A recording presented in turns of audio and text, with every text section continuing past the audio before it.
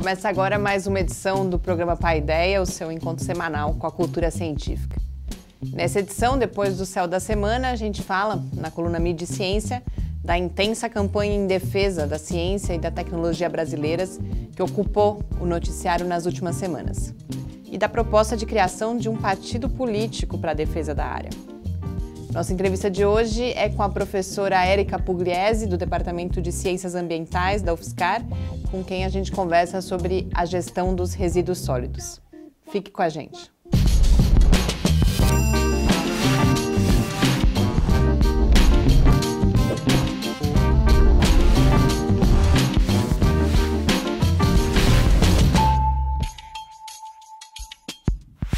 Muito boa noite, a gente começa agora mais uma edição do Paideia, esse nosso encontro semanal com a cultura científica, uma realização do Laboratório Aberto de Interatividade da UFSCar, o LAB, e do Centro de Desenvolvimento de Materiais Funcionais, o CDMF. Paideia vai ao ar todas as terças-feiras, às 6 horas da tarde, agora com um breve intervalo aí de 4 semanas na Rádio UFSCar, mas em vídeo e nos podcasts a gente continua nas redes sociais e no site do LAB. Para apresentar o Paideia de hoje comigo, já está aqui nosso astrônomo Gustavo Rojas. Muito boa noite, Gustavo. Boa noite, Mariana. Boa noite aos ouvintes, aos espectadores aí do programa Paideia. Vamos para mais uma edição. Hoje em dueto, né? Em dueto, o professor Adilson está acompanhando no dia da nossa gravação a 69ª reunião anual da SBPC. Mas semana que vem estará de volta aqui conosco e a gente agora já vai conferir o que observar no céu dessa semana.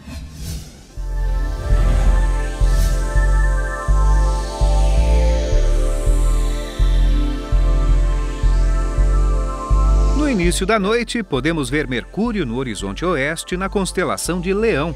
Ele fica visível até às 7h30, na noite de 25 de julho.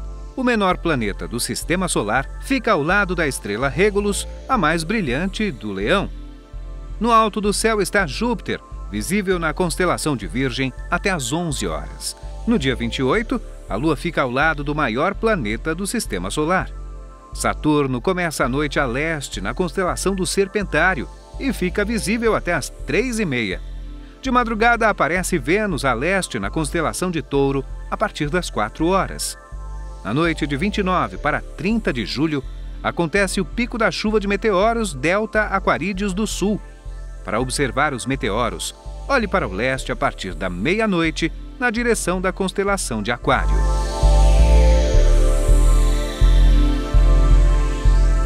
No programa passado, contamos a história do abade francês Nicolas de Lacaille, que viajou à África do Sul no século XVIII e lá fez observações que resultaram na criação de novas constelações no hemisfério austral. O observatório de Lacaille ficava na praia de Table Bay, nas encostas da famosa Table Mountain, a formação geológica que domina a paisagem da cidade do Cabo.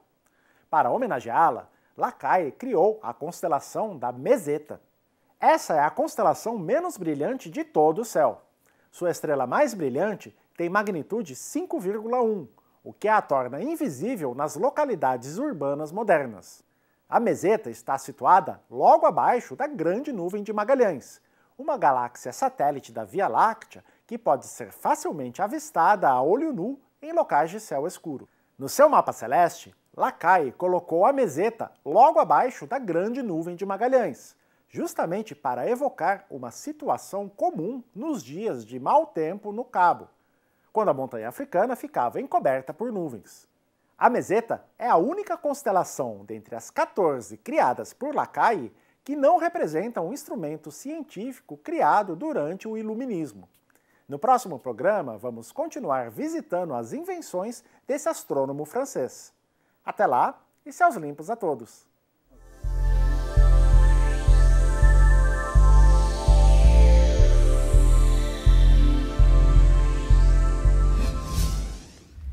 Estamos de volta aqui no Paideia. A gente tem um acontecimento relevante essa semana aí, que é a chuva. Mas antes disso a gente conversava que a África do Sul, além dessa experiência aí do Lacaille, ela tem ainda hoje um papel na astronomia, né, Gustavo? Sim, a África do Sul se destaca entre as nações africanas e também nas nações do hemisfério sul pela sua história na astronomia, né, desde o início aí da época da colonização. Foi o local onde foram instalados observatórios pelos colonizadores holandeses e depois os ingleses. E aí uma das instituições mais antigas que existe de astronomia aqui no Hemisfério Sul é o observatório, que hoje é o Observatório da África do Sul, mas que era o Observatório Britânico antes, que fica justamente na cidade do Cabo, que foi onde o Lacaille trabalhou, e que faz bastante pesquisa aí de mapeamento do céu, né? Tem uma importância muito grande nos catálogos que foram feitos do hemisfério austral, né? do hemisfério sul celeste, que é inacessível lá da Europa, dos Estados Unidos, e durante muito tempo os mapas celestes e também os registros dos fenômenos foram feitos nesse observatório aí na cidade do Cabo. E mais recentemente, né, a África do Sul também tem uma região muito seca, né, um deserto. Ela estava disputando algum grande telescópio. Exatamente, né? E ela vai abrigar aí uma parte do SKA, né, que é um dos observatórios de rádio, um dos grandes projetos de astronomia, e existe um enorme telescópio lá, isso pouca gente sabe, o pessoal conhece muito os telescópios do Chile, do Havaí, mas o maior telescópio, né, óptico que existe hoje em dia, de espelho único, fica na África do Sul, que é o SALT, que tem um espelho de mais ou menos 12 metros de diâmetro. Então é um local onde é feita pesquisa de ponta, né, na astronomia óptica, também na radioastronomia, e ali na vizinha Namíbia, né, que fica, é o país vizinho à África do Sul, que também tem uma condição muito boa de observação astronômica, a gente tem um importante observatório de raios gama. Então, essa região aí do sul da África, desde aí a época da colonização, tem aí um papel muito importante na astronomia. É importante a gente falar, porque é o que você disse mesmo, a gente está realmente mais acostumado a ouvir falar do Chile. Mas fazia tempo que a gente não tinha nada no céu além de planetas e agora essa semana a gente tem aí uma chuva de meteoros. Queria que você falasse um pouquinho mais sobre ela. No programa você fala da meia-noite, mas o momento, o pico aí da observação é um pouco mais para frente, né? Sim, sim. Essa chuva é a chuva do Delta Aquarídeos do Sul. Não é uma das chuvas mais intensas do ano, mas pela posição que ela acontece no céu, é uma chuva que é bastante favorável aqui para ser observada no Brasil. E também coincide com essa época do ano, pelo menos aqui em boa parte do país, que o tempo está mais limpo. Só faltava chover bem no dia, né? Exatamente. Porque faz tempo que não chove. Você sabe que tem uma chance disso acontecer, imensa probabilidade. Mas, enfim, né, queremos chuva de meteoro só e não chuva de água. E então, por esse fato de ser uma chuva que fica mais para o sul, de ser no inverno, né, que o tempo está mais seco, e também esse ano em particular, em que a Lua não vai estar presente no céu no momento que tem a atividade maior, é uma data realmente que o pessoal que gosta de observar meteoros deve marcar no calendário. Meia-noite é a hora que a constelação de Aquário começa a aparecer no céu, mas o melhor horário é quando essa constelação de Aquário está mais alta, que aí realmente é na alta madrugada, aí, por volta das 4, 5 da manhã, quando a posição da onde os meteoros parecem sair, que é o que a gente chama de radiante, vai estar mais elevada. E aí as dicas de observação olhe para a direção da constelação de Aquário. Alguma dica? Alguma coisa conhecida? Né? Então, é uma região que não tem nenhuma estrela muito brilhante. A principal referência nessa região é a estrela Fomalhaut, que é do peixe austral, que a gente já falou no céu da semana também. Mas se você estiver olhando para o leste, aí por volta da meia-noite, vai ser a estrela mais brilhante desse local, dessa região do céu. E depois ela fica virada para o sul. Então deve-se olhar para essa região, claro, procurar um local de céu escuro. Se você sair no meio da rua, você não vai ver meteoro nenhum, realmente tem que estar no local afastado das luzes, tem que deixar o tempo para os seus olhos se acostumarem com a escuridão, porque a hora que você sai da luz, a sua pupila está muito contraída, então tem que esperar uns 10, 15 minutos para se adaptar com a escuridão e ter paciência, né? Os meteoros são imprevisíveis, então pode acontecer de você ficar 15 minutos e não ver nada, e depois em 1 minuto você vê um monte. Então realmente é um exercício, né? É muito divertido de fazer com bastante pessoas, porque cada um olha para um lado do céu e pode gritar que viu quantos, não sei o quê, mas aí realmente é uma coisa que é bastante interessante, mas tem que ter uma certa paciência, um certo cuidado de onde você ir, mas é bastante recompensador. Então eu recomendo aí, quem tiver a oportunidade de olhar para o céu nessa noite, acho que não vai se esquecer. Bom, e se você quiser rever, então, as instruções mais perto da chuva e também todos os outros episódios do Céu da Semana estão disponíveis no site do Lab, em www.lab.ufscar.br. E essa foi a Semana da Ciência e Tecnologia Brasileiras, ou melhor, da luta para que elas não deixem de existir. O foco se voltou para essa batalha mais uma vez já no dia 11, quando começou uma série de atividades no Congresso Nacional, e o destaque continuou crescendo ao longo dos dias, especialmente depois que começou justamente a reunião anual da SBPC, a Sociedade Brasileira para o Progresso da Ciência. Esse é o tema dessa edição de Mídia e Ciência. Vamos lá conferir.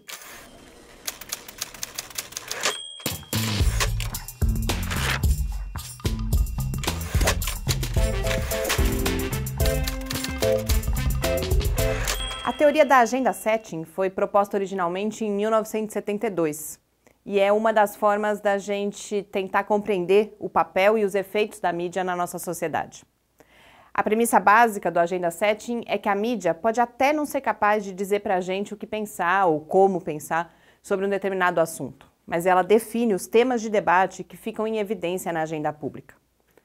Por isso é objetivo das estratégias de relações públicas pautar a mídia, para que a mídia paute a opinião pública. Na semana que passou, a comunidade científica brasileira deu um show de Agenda Setting, em uma parceria com alguns jornalistas engajados na causa. O discurso sobre a situação dramática da ciência brasileira, diante dos sucessivos cortes orçamentários, foi claramente orquestrado e começou a ganhar visibilidade a partir do dia 11 de julho, quando aconteceu um seminário na Câmara dos Deputados e os dirigentes dos 19 institutos de pesquisa vinculados ao Ministério da Ciência, Tecnologia, Inovação e Comunicações publicaram um manifesto sobre os riscos de interrupção das suas atividades diante da falta de recursos. Outras movimentações continuaram acontecendo no Congresso ao longo da semana, gerando novas notícias. Nessas abordagens iniciais, já estavam presentes as afirmações de que em breve não haverá dinheiro sequer para as despesas básicas, como as contas de água e luz, de que as atividades terão que ser interrompidas e de que os recursos destinados à ciência e à tecnologia não são despesas, mas sim investimentos que são essenciais, inclusive, à recuperação econômica do país. Estavam presentes também a então ainda presidente da SBPC, Helena Nader, e Luiz Davidovich, que é presidente da Academia Brasileira de Ciências, a ABC. No domingo, dia 16, eles foram personagens do ponto alto do show. A reportagem sobre o drama da ciência brasileira veiculada no Fantástico e reproduzida exaustivamente nas redes sociais de qualquer pessoa com ao menos um amigo na comunidade científica. O domingo também marcou o início da 69ª reunião anual da SBPC, que continua até 22 de julho, e tem mantido no foco essa pauta da defesa da ciência e da tecnologia brasileiras. A gente teve inclusive um balão de ensaio sobre a criação de um partido político e o lançamento de candidaturas ao Congresso Nacional de lideranças científicas, tudo em defesa exclusivamente da educação, da ciência, da tecnologia e da inovação. Sem dúvida, o momento exige toda essa atenção, e é estratégico, porque o orçamento para 2018 está sendo definido com a previsão de novos cortes aparecendo no horizonte. Mas é preciso cuidado com a dose e com o tom. Na minha opinião, a matéria do Fantástico, muito particularmente, retrata uma ciência mas tão sucateada, que talvez seja difícil sentir o orgulho que é necessário para a gente se engajar na sua defesa. Além disso, a reportagem traz uma visão utilitarista que eu vejo como bastante prejudicial à consolidação de uma cultura científica no Brasil. E eu também resgato uma outra preocupação, a percepção de que a gente precisa estar alerta, de um lado, ao discurso da isenção científica, e de outro, a necessidade de um diálogo perene e qualificado com diferentes públicos, para além de espetáculos como o dessa semana. Esse espetáculo, ainda que necessário, sem dúvida é insuficiente. O discurso da isenção encastela, e ao encastelar distancia. Se antes ele se traduzia na afirmação do apartidarismo, da separação entre ciência e política, agora ele ressurge no que eu vejo como um isolamento da comunidade científica em um partido próprio. A ciência e a tecnologia, sem dúvida, precisam de defensores no Congresso Nacional e em inúmeras outras esferas da vida pública.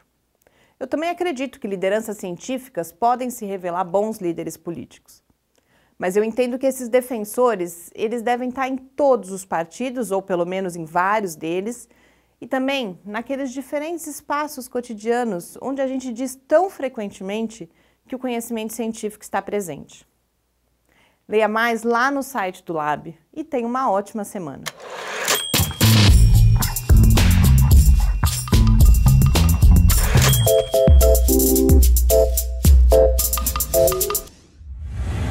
Estamos de volta aqui no Paideia. Um primeiro aspecto que eu queria destacar é que realmente teve um lado que eu acho que a comunidade científica está de parabéns essa semana, porque claramente foi um movimento que foi combinado e essa presença foi crescendo na mídia ao longo da semana, então realmente começa ali com as primeiras notícias aquela semana que eles ficam no Congresso Nacional, depois vem a reportagem do Fantástico no domingo, que todo mundo ficou prestando atenção, e aí durante a reunião da SBPC isso só foi aumentando. E aí a gente chega nessa ideia que ela aparece primeiro no blog lá do Estadão do Ayrton, o Ayrton tá lá na reunião, mas depois, nos dias seguintes, eu começo a ver ela se multiplicar, que é essa ideia da criação do partido político, inclusive do lançamento de candidaturas. Na coluna eu não falo explicitamente, mas o primeiro nome que é aventado é da própria Helena Nader, que deixou, né, na quinta-feira a presidência da SBPC, assume o professor Ildeu, mas realmente eu acho que é algo... Na época da Marcha pela Ciência eu já falava isso, parece que a gente tem picos de atenção, é como se a crise tivesse começado ontem, né? Uhum. É uma coisa complicada esse assunto, né? A realidade é que os cientistas ignoraram toda essa necessidade que você tem que ter uma presença constante, né, no cenário político e no cenário de notícias, né, na mídia, e desprezaram essa necessidade durante muito tempo e agora se veem, né, realmente forçados a começar a atuar. Só que essa ideia de você tentar criar um partido político, eu acho que realmente é uma ideia, né, que não faz muito sentido, porque você está presente... Parece solução mágica, né? Agora aí as pessoas vão votar, né? Quem gosta de ciência vai votar nesse partido, né? Mas o fato é assim, que você comenta na sua coluna, né, de que na reportagem do Fantástico passa uma visão utilitária da ciência, mas essa é a percepção, né, que a maior parte da sociedade tem da ciência, né, que é para curar doenças, né, para melhorar o bem-estar da população.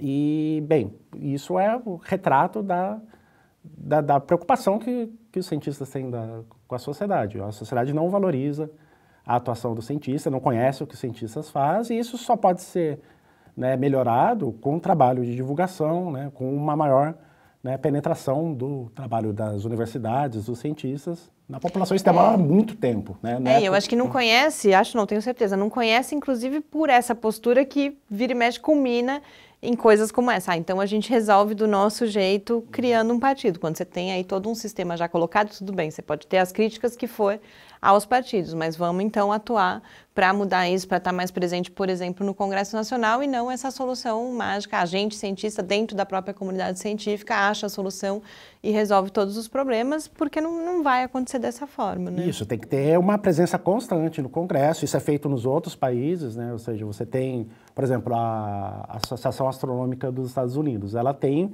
um grupo de trabalho, são pessoas que ficam o tempo todo lá no Congresso americano fazendo o lobby. É o lobby da ciência mesmo. O lobby da ciência com os deputados, com os senadores, conscientizando eles, né? Aí também vem uma questão de educação científica, né? O nosso Congresso, a gente conhece muito bem o nível dos nossos representantes, não é um nível muito elevado, e estão preocupados com outras agendas, né? Mas é isso, quando você despreza, né, a sua agenda política, você deixa que outros grupos, né, imponham as suas. E isso é o que tem acontecido no Brasil há muito tempo.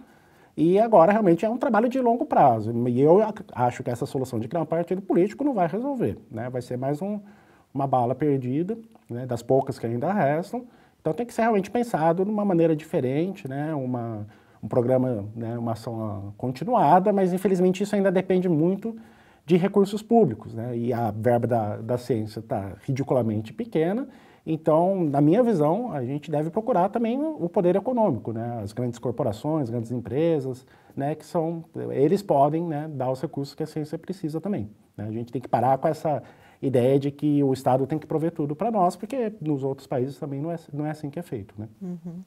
E tem, na coluna em vídeo eu acabo não comentando, mas lá no site Tem um outro artigo que saiu nessa semana, que é do professor José Gondenberg, que é presidente da FAPESP, e que eu cito lá para discordar. Na verdade, é um artigo muito interessante, ele aborda aí vários episódios históricos muito interessantes, mas ele no final fala que o cientista ele não pode ter a ilusão de que os governantes vão tomar as decisões que ele gostaria que fossem tomadas. E eu discordo justamente porque eu acho que é essa postura que acaba sendo deletéria, de a gente não pode interferir. Eu acho que isso precisa mudar um pouco, o cientista precisa assumir ou a comunidade científica, na verdade, né, enquanto instituição, essa responsabilidade de interferir para que os rumos, inclusive para a própria ciência, mas não só para a própria ciência. A gente está vendo, por exemplo, toda a questão ambiental, eu acho que é uma outra área onde também a comunidade científica poderia estar mais presente em termos do processo de tomada de decisão.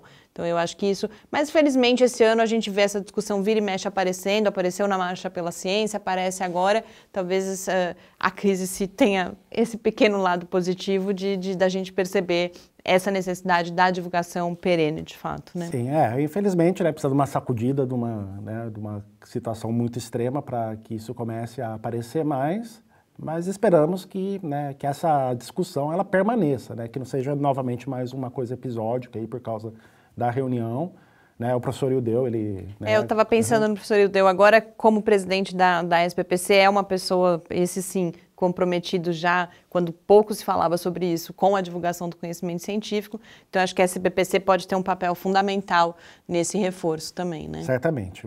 Então, desejamos boa sorte, professor Ildeu, na nova gestão, né? E que dias melhores venham aí para todos. Uhum. E para a gente encerrar, então, esse primeiro bloco do Paideia, a gente acompanha um episódio do programa Clique Ciência com o professor Arquimedes Azevedo Raia Júnior, que é docente do Departamento de Engenharia Civil aqui da UFSCar, e ele fala sobre modelos para a gestão dos transportes e segurança viária. Em seguida, a gente volta para a entrevista com a professora do Departamento de Ciências Ambientais da UFSCar, Érica Pugliese. Bom, eu sou o professor Arquimedes Azevedo Raia Júnior, do Departamento de Engenharia Civil, coordeno o Núcleo de Estudos em Trânsito, Transportes e Logística. A primeira, estudos de polos geradores de viagens, está relacionado com esses polos que são considerados empreendimentos que geram grandes quantidades de viagens. Essa pesquisa é desenvolvida por cerca de 30 universidades de 10 países latino-americanos, ibero-americanos. Essa pesquisa ela é considerada de alto nível, né, já que esse grupo de pesquisa denominado de Rede Ibero-Americano de Estudos de Polos Geradores de Viagens foi aprovado pelo Pronex, que são relacionados os grupos de excelência. Este grupo é o único grupo na parte de engenharia de transportes que foi aceito dentro do edital Pronex. Essa pesquisa ela é desenvolvida além de diversas universidades brasileiras, universidades da Argentina, do Equador, do Uruguai, da Espanha e muitas outras. Essa pesquisa procura destrinchar tudo aquilo que acontece com esses polos, que são aqueles polos que procuram oferecer uma alta demanda por diversas características, tais como terminais, como universidades, shopping centers, aeroportos, portanto geram um grande número de viagens e isto tem grandes impactos, principalmente no meio urbano. Nós aqui no núcleo e na rede ibero-americana procuramos desenvolver uma série de modelos de geração e atração de viagens que foram depois publicados num livro que é considerado referência no Brasil. Esse livro procurou trazer para o ambiente ibero-americano tudo aquilo que era feito tradicionalmente nos Estados Unidos. E nós, no Brasil e nesses outros países, usávamos os modelos que lá eram desenvolvidos, sem que com isso considerasse as nossas características básicas. Uma outra linha de pesquisa que nós desenvolvemos é na parte de segurança viária. Esse trabalho a gente vem desenvolvendo também já há muitos anos, em conjunto com a Escola de Engenharia de São Carlos, Departamento de Transportes, e temos feito, né, da segurança do trânsito o objetivo maior. O Brasil é considerado um país com péssimos resultados em relação à segurança no tráfego. Somos um país onde se morrem anualmente mais de 44 mil pessoas por ano, não é? Então, temos trabalhado bastante nessas linhas de pesquisa, no sentido de produzir conhecimento para que nós tenhamos um trânsito mais seguro. Também pudemos colocar em 2 livros já publicados desse grupo de pesquisa, um chama-se Segurança de Trânsito e outro chama-se Segurança Viária. Esses 2 livros também são referência no Brasil, né? Até aqui nós tínhamos só publicações estrangeiras. Então isso veio a proporcionar a estudantes, a pesquisadores, a gestores de trânsito no país condições para construir um trânsito mais seguro, mais humano, mais sustentável.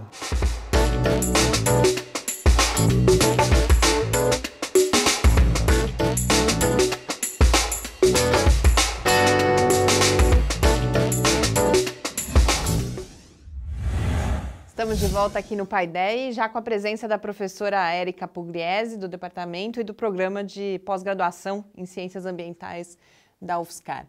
Érica, muito obrigada por ter aceito o nosso convite. Eu sei que não foi fácil para você estar aqui com a gente hoje, mas a gente fica bastante satisfeito e honrado. Muito obrigada. Obrigada, eu que agradeço, Mariana. Eu vou começar com uma pergunta um pouco pessoal. Você é formada em farmácia bioquímica, tem toda uma trajetória acadêmica relacionada com a área da saúde e hoje atua nessa área das ciências ambientais. Como que esse caminho te trouxe até aqui? Tá joia.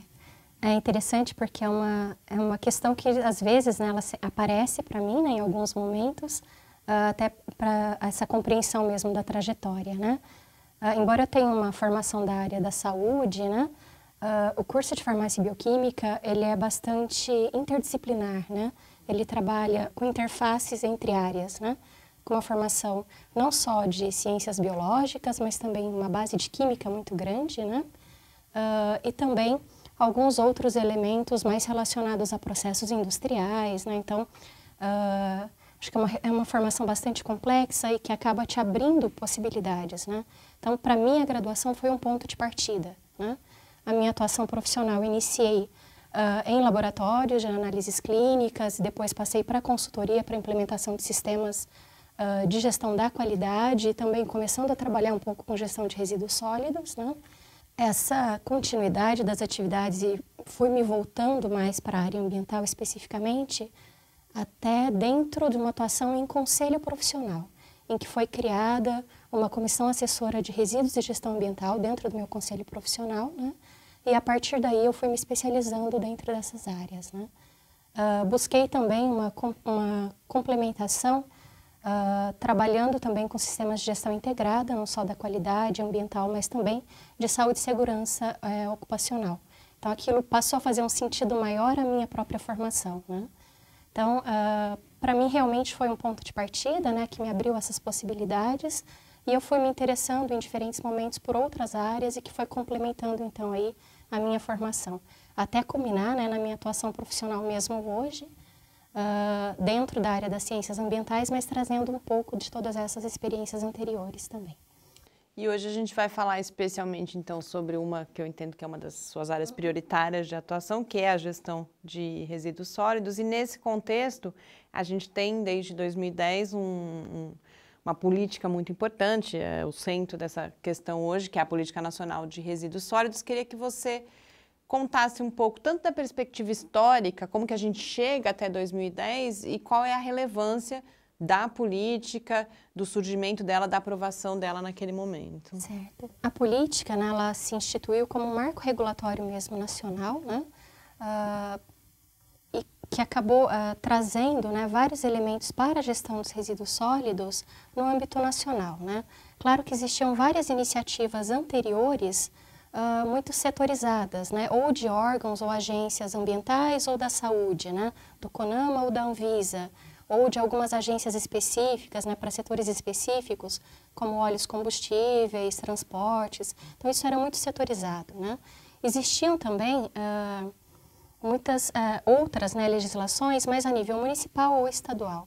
Então, as políticas estaduais de resíduos sólidos, a maioria dos estados e do Distrito Federal, elas são anteriores à própria Política Nacional de Resíduos Sólidos, né? O papel dela é congregar, então, todas essas políticas, né? Mas também ser um marco normativo para o país, né? E ela também, ela teve uma origem bastante interessante, né? Ela teve uma tramitação muito longa no Congresso, né? De aproximadamente aí 20 anos, né? Ela teve seu início em 1991, com um projeto de lei que era específico para resíduos de serviço de saúde. E ela foi, né, sendo mudada, foram sendo incorporadas outras demandas, né? Foram 81 pensações que foram realizadas ao longo de toda essa trajetória, né, desse projeto de lei até a promulgação da política, e isso decorreu aí em quase 20 anos mesmo de tramitação, né? Durante esse processo, por que ele demorou tanto também, né? Porque quando a gente fala em gestão de resíduos sólidos, é uma área que ela é também muito multidisciplinar, né? A gente não tem como determinar uma gestão para os resíduos sólidos que seja focado, por exemplo, somente em critérios técnicos, né? Ou somente relacionada aí a critérios operacionais, né? Ou de saúde, ou de participação social. Na verdade, ela vai congregar todas essas áreas, né? A gestão de resíduos sólidos, ela vai se pautar naquele tripé da sustentabilidade também, em que as variáveis econômicas, ambientais e sociais, elas têm que fazer parte dessa discussão, né? Hoje não tem como a gente falar em gestão de resíduos sem pensar no início do processo, né? Que é a forma de produção e de consumo. Então, e produção e consumo, né, ela vai estar relacionada com outros atores econômicos e sociais, né? Então, a participação, então, por exemplo, né, do Movimento Nacional dos Catadores, ela foi muito determinante, dos órgãos setoriais também, relacionados à reciclagem, à representação das indústrias, né, se fez muito presente nesse processo. E houve, né, um espaço para a discussão dessa política, né, bastante amplo. E isso, né, fora, né, todas as dificuldades de mudança, a gente pensando em 20 anos dentro de um congresso, a mudança também, né, dos deputados, ela se fez em vários momentos e recomeçou, né? Então, isso também tem que ser levado em consideração para compreender até esse processo de mais de 20 anos aí de tramitação, até a promulgação em 2010. Mas, em compensação, após a promulgação, a gente teve um decreto regulamentador que foi feito alguns meses depois, né, em dezembro de 2010. Né? A política é de agosto, o decreto regulamentador de dezembro. Então, já foi até de uma forma mais acelerada. Algumas outras políticas, né, o decreto que regulamenta mesmo as atividades que são previstas, até demora um tempo maior, né, tem um tempo maior de discussão. Então, nesse sentido, aí depois a gente teve uma certa celeridade, até em função de toda essa discussão que já estava mais amadurecida, né? Mas também essa regulamentação ela não ocorreu de todos os pontos da política. Então, tem vários pontos que a gente ainda tem em aberto, que é necessário, né, na verdade, uma complementação dessas regulamentações ou até para viabilizar, colocar em prática todos esses elementos que são previstos dentro da política, né? E também a política ela tem uma estrutura que ela é muito interessante, né, que ela já foi adotada desde 81 com a Política Nacional do Meio Ambiente, que é a proposição, então, de uma política em princípios gerais, né, regulamentadores, objetivos e depois os instrumentos, que é como que a política vai ser colocada em prática, né, por meio de quais mecanismos tudo aquilo que foi previsto na política vai ser colocado em prática. Eu queria falar agora justamente dos instrumentos, porque você trabalha com a avaliação desses instrumentos. Que instrumentos são esses, em linhas gerais, é claro, e como é feito esse acompanhamento? Certo. São propostos, na verdade, né, na política, são vários instrumentos, né, eu trabalho com alguns deles, né, mais particularmente com os planos de gestão de resíduos, os planos municipais de gestão de resíduos, né, que seria uma forma de avaliar a efetivação da política nacional, né? De que forma que essas informações que são pensadas na política, elas são colocadas em prática no nível municipal, né? Acabo trabalhando também com alguns outros instrumentos, como, por exemplo, né, a logística reversa e os termos de compromisso de logística reversa, que fariam parte aí dos acordos setoriais, né?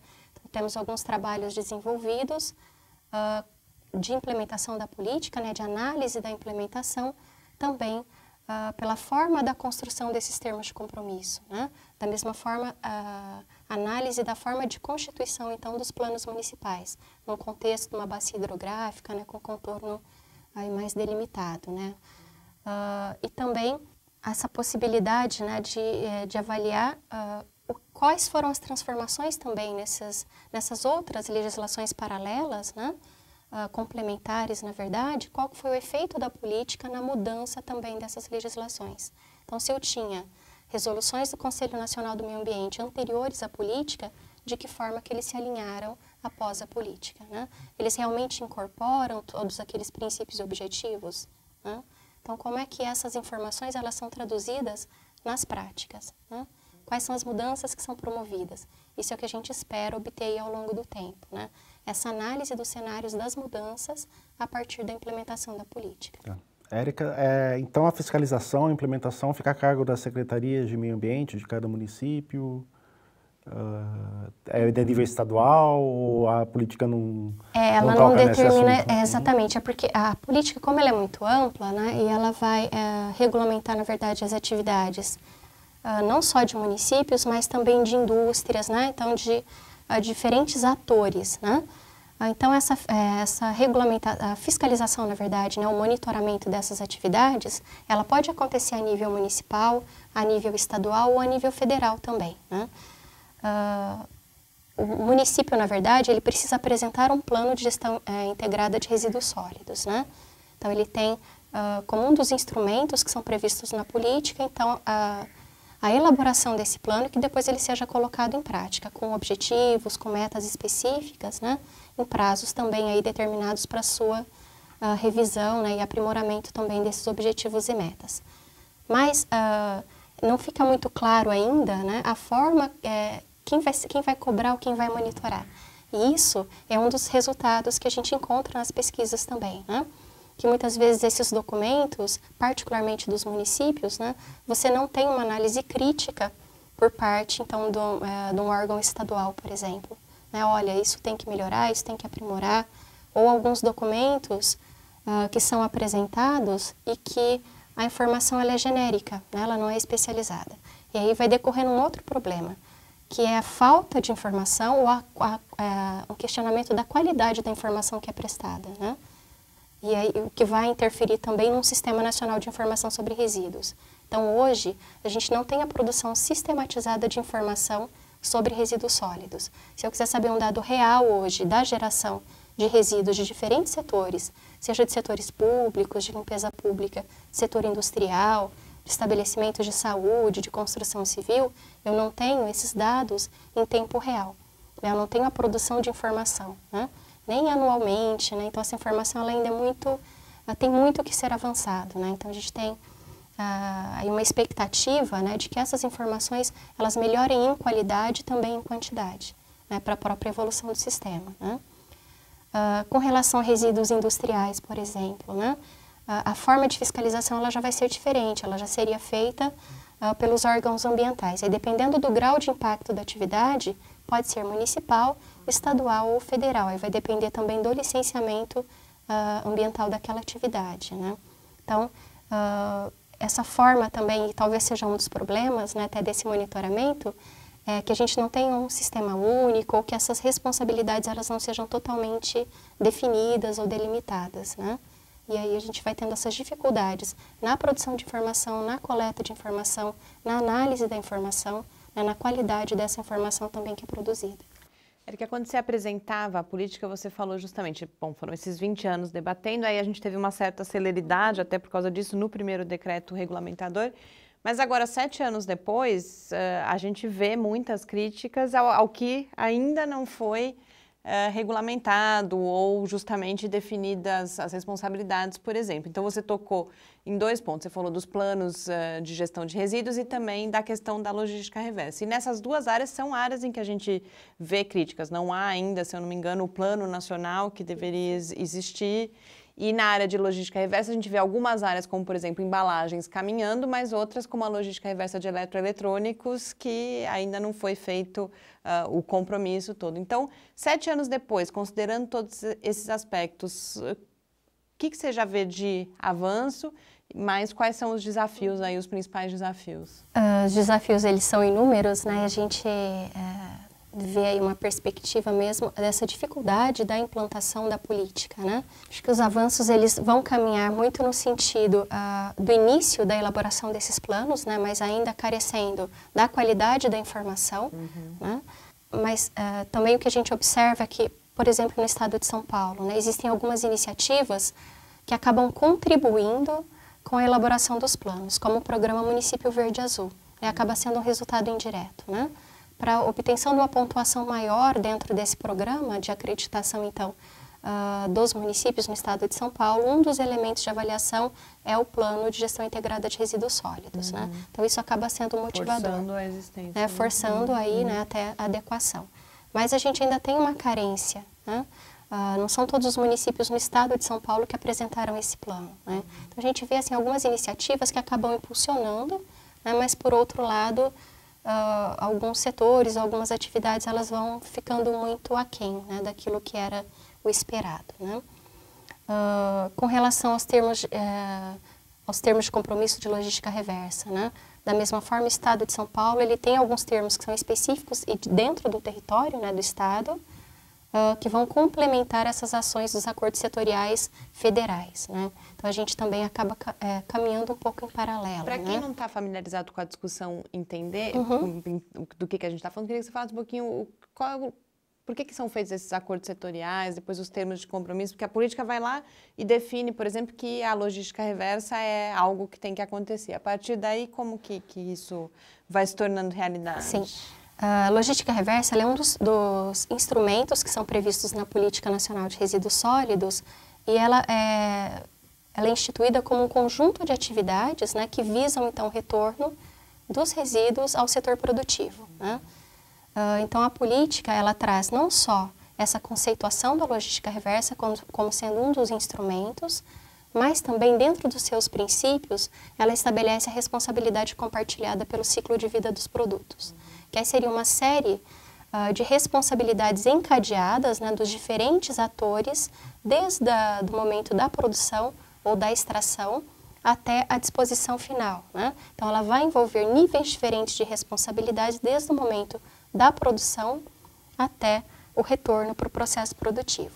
Então, são instrumentos e princípios, né, que acabam interagindo, né, e, na verdade, tem uma sinergia, né, para que isso seja colocado em prática. E a logística reversa, então, ela, enquanto esse conjunto de atividades, né, ela deve promover essas ações que promovam, então, o retorno.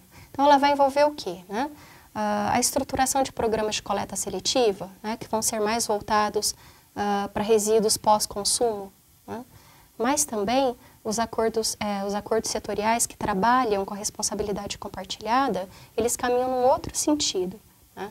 Que os fabricantes, então, junto com os comerciantes e até os postos de revenda, né, ou de assistência técnica também, participem desse sistema e que façam, né, que sejam propostos, então, caminhos para o retorno, então, desses produtos, né, ao resíduo aí sendo considerado a partir da política nacional também como matéria-prima, né? Então, aquilo que não tem mais utilidade vai ser considerado rejeito.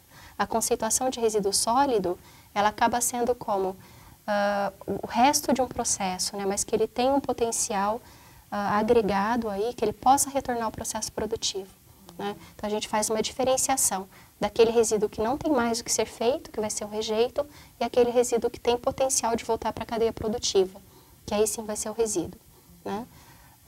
E a partir dessa conceituação, então, você tem forma de agregar valor a esse resíduo, seja no próprio processo produtivo de uma empresa ou, né, o retorno para os setores produtivos por meio, né, desses acordos setoriais, em que as empresas se organizam para viabilizar o retorno, então, desses resíduos, ou outras formas, né, como bolsas de resíduos, em que as empresas disponibilizam aqueles restos de processo para outros processos produtivos também, né? Às vezes o resíduo de um processo, ele pode ser interessante para outra empresa, de outro ramo de atividade, né? E a inovação tecnológica, né, ela vai ter um papel bastante importante nesse sentido, né?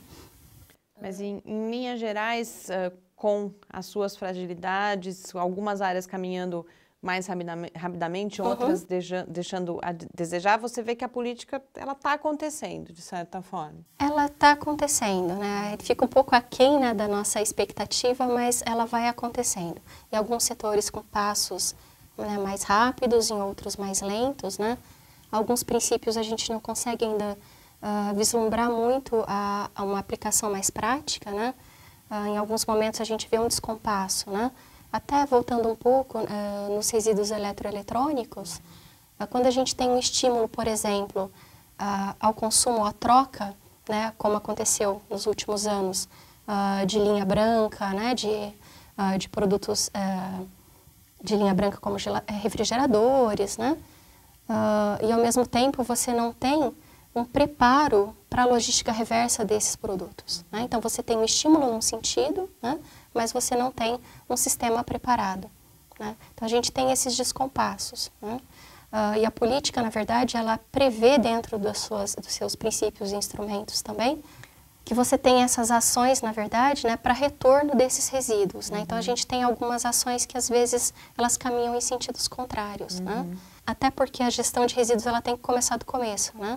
Seria uma gestão do consumo, das formas de produção e consumo. Isso era uma coisa que eu queria abordar, porque lá na frente você falou, a gente não podia discutir a política sem falar de produção e consumo. Por outro lado, a gente teve durante muitos anos, em termos de opinião pública mesmo, todo um trabalho de conscientização, a questão dos resíduos recicláveis, a questão dos próprios, dos catadores, das cooperativas de catadores. Mas eu sinto que talvez essa questão da reciclagem tenha ganhado um peso muito grande, então a gente consome, mas lá no fim a gente resolve o problema reciclando. E talvez a redução e a reutilização tenham ficado um pouco trabalhadas nesse processo. Você concorda com isso? Sim, é uma percepção, né, que nós temos de que até os princípios norteadores, que a gente tem uma hierarquia de princípios dentro da política, né? E o primeiro deles é a não geração, né, que está muito relacionada com o consumo, né? Não geração, redução, reutilização, reciclagem, e depois lá no final, disposição ambientalmente adequada dos rejeitos, né? Na verdade, porque o resíduo teria aí uma forma de voltar aos processos produtivos, né? Mas esses primeiros elementos, né, da redução, da não geração e depois da redução, eles acabam sendo muito pouco trabalhados, né? Que seria justamente essas questões relacionadas à gestão do consumo, mas também outras questões, como, por exemplo, a obsolescência programada e a obsolescência percebida também dos produtos, né? Tem um outro instrumento que é previsto dentro da política, que é a ecoeficiência, então, dos produtos e serviços, né? Um desdobramento desse princípio seria justamente, né, que as empresas buscassem processos mais limpos, né, que os produtos eles fossem planejados dentro de um conceito, por exemplo, do ecodesign, né? Então, desenho para o ambiente também pode ser uma tradução livre, né? Que esses produtos, ao fim da vida útil, ou caso tivessem algum problema, eles pudessem ser reparados, né, aumentando a vida útil desses produtos também, né? Então, são questões que são pouco trabalhadas e que a gente tem, como eu falei no início, uma ausência de regulamentação ou de proposições nesse sentido, né? Então, a gente tem, às vezes, um foco para alguns setores que participaram, talvez, até um pouco mais da discussão da política e, talvez, por isso, né, a gente tem esse foco na reciclagem, né, na recuperação dos resíduos, né, embora na prática os resultados ainda sejam pequenos. Porque eles estavam presentes lá no momento naquele momento de discussão, então eles se fazem mais presentes também no momento da regulamentação, uma discussão mais presente na sociedade, né? Agora, essas discussões a respeito de formas de consumo, né, de redução de consumo, dessa revisão dos processos produtivos ou da incorporação desses elementos ambientais no projeto, né, dos produtos que são desenvolvidos pelas empresas, ainda é mais tímido. Né? A gente tem algumas iniciativas no país, grupos de pesquisa também que trabalham diretamente com algumas empresas, né? Mas ainda são iniciativas tímidas, perto, né? Do tamanho do país, da diversidade de atividades, né, que nós temos aqui. Né? Então, Érica, nosso tempo infelizmente terminou, mas eu acho que deu para a gente dar um panorama geral aí dessa temática tão importante, da política. Você inclusive traz aí termos e conceitos que a gente não está tão acostumado. A gente espera em breve receber você de novo aqui no Paideia para a gente continuar e atualizar essa conversa. Muito obrigada. Eu que agradeço. Eu conversei com a professora Érica Pugliese, que é professora do Departamento de Ciências Ambientais aqui da UFSCar. E agora esse Paideia fica por aqui. A gente volta na próxima terça-feira às 6 horas da tarde, mas até lá você pode acompanhar o Lab no Facebook, no Twitter ou falar com a gente pelo e-mail cliqueciência@ufscar.br. Não esqueça de rever aí o céu da semana, que a gente tem chuva de meteoros. Até o próximo programa. Muito boa noite. Boa noite, até o próximo programa.